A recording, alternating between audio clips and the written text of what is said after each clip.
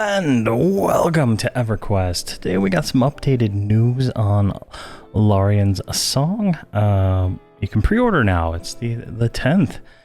I think that also means the beta's out. So we're going to go over some of this. I got a few tabs related to everything here, so we can kind of go over that. So, a door appears and the heroes of Norath walk through and find a warm, cozy looking building. We've already talked about this one right here, but now we have screenshots. So,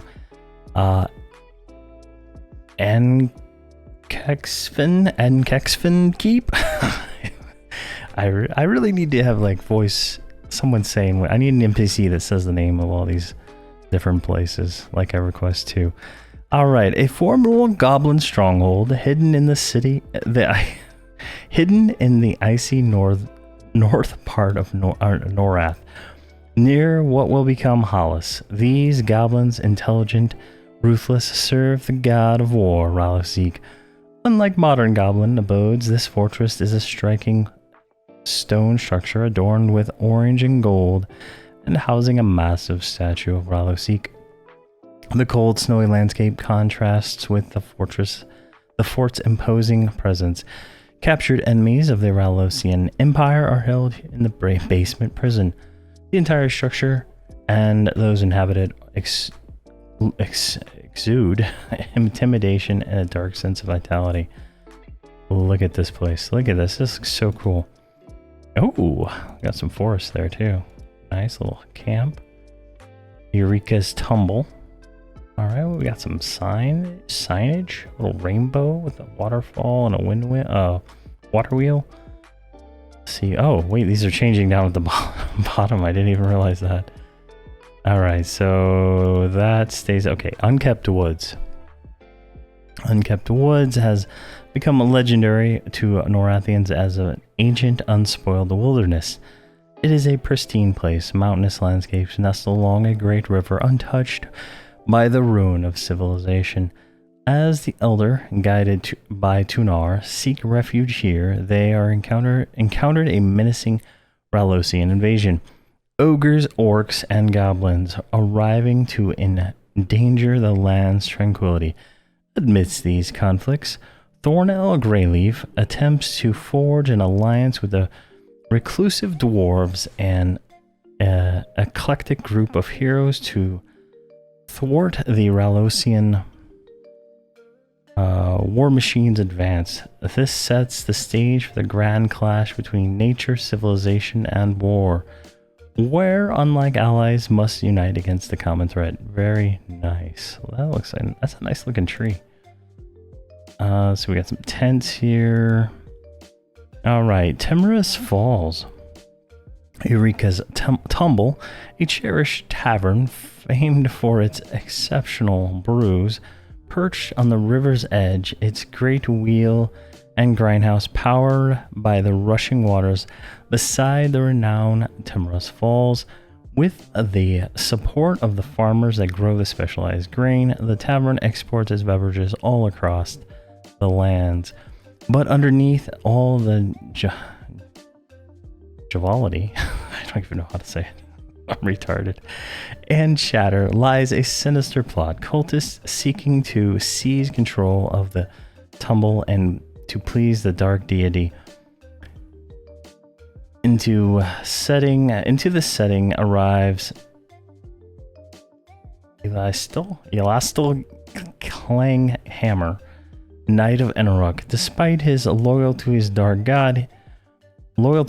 dark god, he finds himself compelled to save children kidnapped by the cultists, challenging his own notions of heroism. Interesting. Alright, I can see that partisan quest already.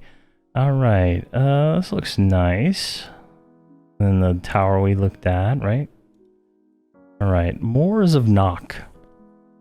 The Moors of Nock embodies the heroic memories of Dakanog, a resilient female ogre wizard who defied the opposition, or the oppressive ogre and Ralosian war culture. The moors lie just beyond the city of Nock, stretching from Nock Hollow halfway across Blightfire Moors This is an enlightened ogre settlement devoted to Rosek, which serves as a training and patrol ground for the Ralosian army. This is, in many ways, the heart of the Orcish portion of the Ralosian Empire, where disciples of discipline, war, and cruelty are taught. Here is where Daka Nog finds her moments to stand for what she believes in, despite all the pain and suffering it has caused her. Now, keep in mind, if you follow the hero's journey inside the game, you kind of see some of the culture around the ogres before they became dumb. And this seems to be resurrecting some of those ogres. Maybe they were cut off from the rest of the world or something. So kind of, that's where this is going. So I know a lot of people might realize that ogres are kind of dumb in the game, and they're... But in actuality, in the history of Norath, they were actually pretty smart. And we got these nice buildings, kind of reminiscent of Crescent's Reach and that area in the game. Pal Loman, in a mystical forest, an elder village named Pal Loman stands as a sanctuary with nature's embrace. Glowing Laurion trees, ancient and enchanting, cast an ethereal light. The village's thorned fences, interwoven with ferns and moss, shelter its people. A harmonious coexistence with the land thrives, yet the tranquility is shattered by relentless Ralosian invaders. Shalowain, a bard longing to be a great hero, returns home to face a moment of reckoning as the Laurion trees hum their music. This small village confronts its darkest hour. Looks kind of cool. I like the trees. Nice color. Reminds me of the Twilight Forest in the Minecraft mod of the same name. Alright, Lauran Inn. Nestled in a serene forest, Lauran Inn is a haven for heroes run by the retired adventurer Shalowain. This cozy inn features roaring fireplaces, a stage for epic tales, and lush gardens. It seems to be an ideal place to rest after a great adventure. This is the heart of the realm of heroes. And here is where anyone can experience the heroic deeds of others of the other realm. But things are not as serene as they seem. There is a tension here. Talk among the patron hints at things off in the memories behind the doors upstairs. All right. So here's the screenshot from the producer's letter with the bear. It's very cool. And we got like this kind of almost like an ancient Greek Roman kind of thing, a big forge right there. It's called the Hero's Forge. We got a new text. I didn't even realize. The Hero's Forge is a haven of Elmara Imberclaw. She was once a quiet monk trying to overcome the grief of her sister's disappearance. Elmara was drawn into the world of adventuring by Shalowain. While the party celebrated their heroic deeds, Elmara saw the world's suffering and realized the people must be their own heroes, but should not be left to do so alone. The Forge works day and night. Magical minions tirelessly craft powerful equipment, while phoenixes take that gear to where it is needed most. Norath. Elmara might hold the key to the mystery of choosing and subsequently opening the realm of heroes. There we go. Ooh, look at that. That's a nice little mountain in the background with that S-looking thing on top. Alright, so those are all the new zones, right? Alright, so the features of this expansion looks like we're going to get a Phoenix mount harness. I'm not sure how you ride this thing, but it is a mount. It looks cool. I'll have to get one. Let's see here. New Laurion's Song Armor. Okay, so I guess this is what the transmog armor looks like for this. I don't believe this would be what the crafted armor actually looks like, though. I think this is like the ornamentation you can put onto it, so. But it looks nice. Alternate personas. swap to another class while retaining your name, inventory, bank, crafting skills, keyring, and much more. I got more on this here in a minute. I haven't logged into pre-order it yet or anything like that to get beta access, but we'll cover that in a second. So additional features, level cap does go up to 125. The 7 new zones, new raids, missions, and quests, new spells, combat abilities, AAs, new collections, and pre-order today. And then when you click the pre-order button, it takes you here, which just says the same text here again, and kind of recaps everything, the different prices for the different versions, 7 zones, and then here's alternate personas again, swap between different classes, and all that stuff, right? So it's getting interesting. So and each of these different expansion tiers, I guess, provides different items, right, that you buy and you get. So looks like the mercenary skin for this expansion is going to be a goblin, which is kind of cool. If you click on the little plus sign, right, you can see what they look like, and that is a cool looking goblin. I don't know, it looks cool, right? So that's kind of neat. A loot in so Laurion's Inn loot and Laurion's door, right? So these are teleport items. The loot is a personal item, so you put this in your bag, click it, and it'll teleport you to the inn in Laurion's in the expansion, right? And the door is one you can put into your guild hall, and it'll teleport anybody who clicks it to the door. Pretty simple, right?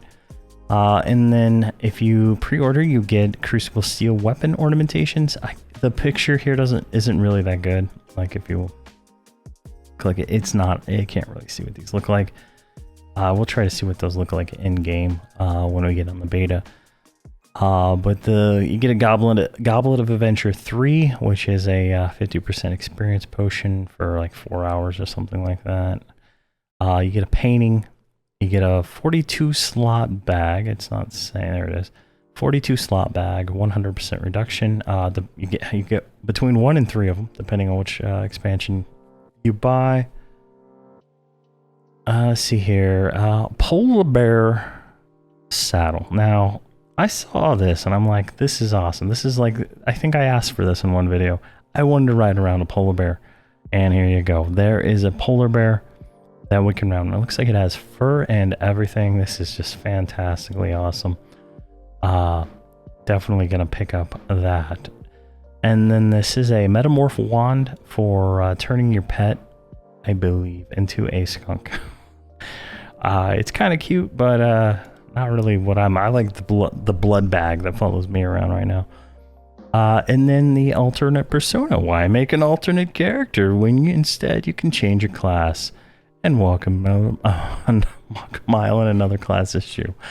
And you get, depending on the version you buy, you get slots, right? And I'll go over that, what that actually kind of I think it means here in a minute. But if you buy the best one, you get 7 of them. The second one's 7, and then 5, and then 3, right? So that's your one character can be 7 different classes. That's what I'm understanding that to mean. 10 perfected augmentation distillers, and these are for removing any augmentation, including the purity ones. A shared Goblet of Adventure 3, the Phoenix harness that they mentioned earlier, the Metamorph wand, Fire Forge bound. Let's see what this one looks like.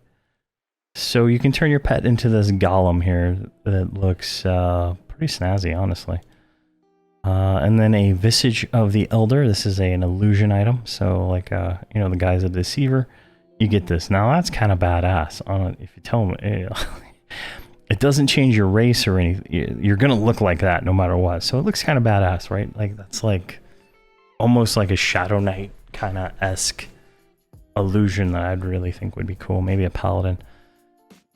And then if you buy the top tier, you get a tradable version of the expansion, tradable level 100 heroic boost, tradable polar bear pet, tradable phoenix harness, tradable persona slots, overseer pack, and 5 crates. So it just depends on which one you buy. So there's all that.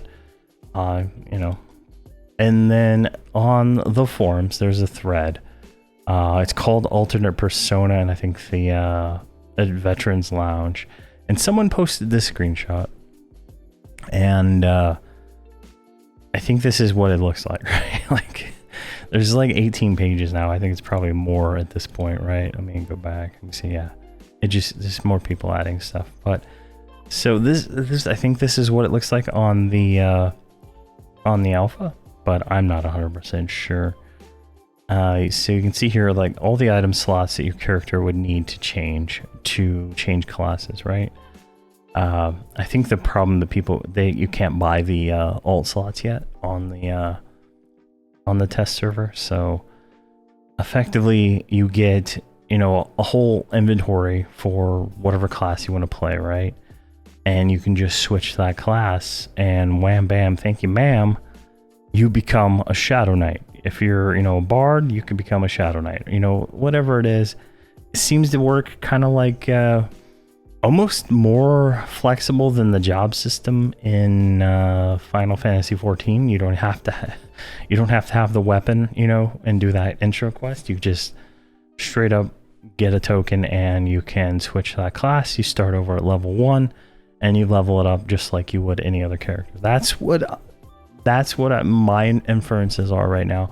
This is all subject to change once we get into the beta and actually start to see how this works. But if this is not a fake picture here, right?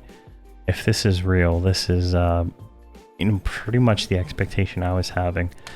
You have your become whatever class you want. So each character can be, I think there's 16 classes in the game. There are some restrictions on creating so an ogre can't be a bard, right? So there are some restrictions there, and I don't know how those will be handled. This may be we're just getting rid of all the restrictions kind of thing, and you can now be an ogre bard. You can be a high elf warrior. You know, I think that might be the thing they're doing. I don't know. And if you look here at the features, right, and you go to... It's got an asterisk and then the double asterisk. And if you go down here to the asterisk, available to claim on the time lock progression server. Available to claim at the launch of the expansion. Now, more speculation is that this will be available on TOP servers. So instead of making, you know, an alt, right, you just keep playing your same character. You've got your quest completions, you got your keys, you don't have to redo keys. You know, your one character can be whatever you want to be. You know, today I want to be a necromancer. Tomorrow I want to be a mage. I can do that. And if this works the way I think it does, this is fundamentally going to change the way I make videos. Like, Nomregard's Journey's coming back, and he's going to be a Shadow Knight. I'm going to tell you that right now. Right? Like, we're going to start over. We'll start over at level 1. We'll start doing it. You know, we'll, see how, go through it all again. You know, we'll probably 3-box it up, you know, because I don't like playing without 3 characters, and go through it. You know, Tawani can be a necromancer now. I don't know what I'm gonna do, but if this sounds exciting to me, and like the same kind of thing concept is in Everquest 2, right? So like I've been playing that a lot, and in Everquest 2, any class can be almost any rate. Like there's no combinations I haven't seen that doesn't really work, right? Except for like Shadow Knight and Paladin. Those are like good and evil. So only the evil races can be Shadow Knights, and only the good races can be Paladins, but you can still do it. You have to, like, there's a quest you have to do. So you can become a dwarf Shadow Knight by betraying your things. So like Everquest 2, like, doesn't have any restrictions at the highest level, but at character creation there are some restrictions. So far so good. It's looking great. I'm gonna get into the beta as soon as I can, as soon as I finish dinner, I think. Yeah, I'm looking at this. Everything's looking good to me. I'll have to do that. And so I was looking at this picture. I was just like, before I started recording, I was looking at this, like, you know, dwarves are normal, right? There's a cat. There's looks to be an erudite wizard. Or not a wizard, a druid. And then this guy looks like a dwarf, maybe an orc? I don't know. He looks green. And then this lady right here, she's like the main character. I'm guessing she is one of those names that came up right down here. If we go like Ilmara Emberclaw. Is that Ilmara Emberclaw? And is she, what is she? Because she does not really look like an elf. She's a little too green. So I'm confused. Like, maybe they're going to add a new race soon, you know, and whatnot. So I thought that was kind of cool. But then the cat, there's no cat race in the game. It looks like a Vulpix from World of Warcraft. The fox people or whatever they are. But that's kind of neat. Yeah, look at this dragon over here. He's like, oh yeah. Can we zoom in on that? Can we? Do we have the technology to zoom? I don't think we do. It zoomed in like in the weirdest place. There we go. I can't get it over there. You fail me. Chrome sucks. All right. Well, there we go. But that's the new expansion. It comes out December.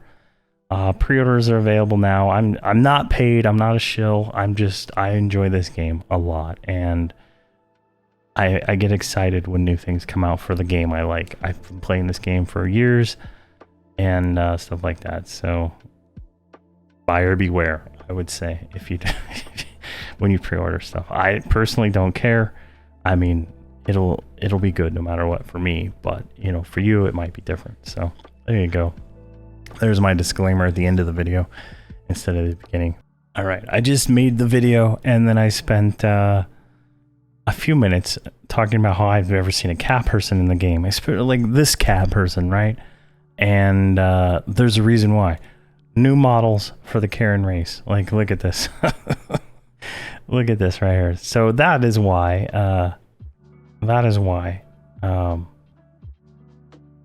I was confused because I was thinking a Karen, you know, they're like giant big ass cats, right? So there we go. There's so much news coming out here now that people are data mining the download from the beta. So there will be updates as they come, but I thought I'd throw this in here because I will get called out for calling that for saying that I've never seen a cat person in the game, but it's a different kind of cat person. But there we go. So thank you very much for watching, and please have a fantastic day.